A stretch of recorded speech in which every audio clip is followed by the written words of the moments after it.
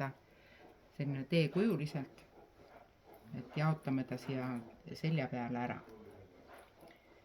Ma võtan selle kinda käest ära.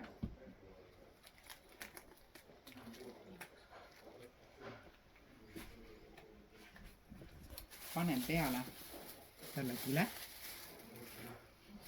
Ja nüüd ma saan selle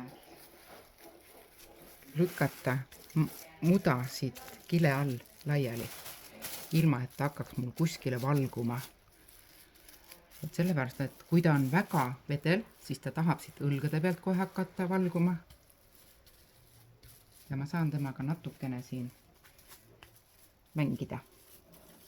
Ja see oli sul praegu siis eelsoojendatud muda, Jah.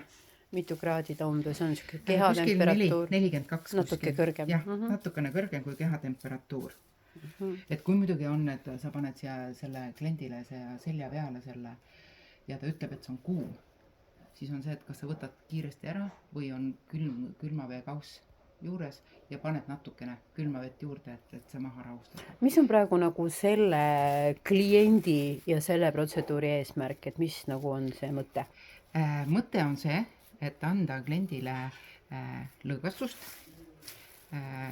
Samas on ka, et miks ma panen siia selgroo peale, et selgroo kõigi lülide vahelt lähevad närvid, mis innerveerivad tervet keha.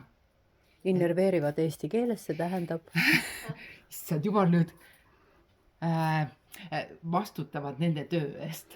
Jah, nad Annavad hakkavad, käsklusi. jah, täpselt, nad hakkavad nagu signaali edasi andma. Ja sellest ongi, et mul ei ole vaja panna tervele seljale kõike. Et kui ma tahan siit selle väikse osa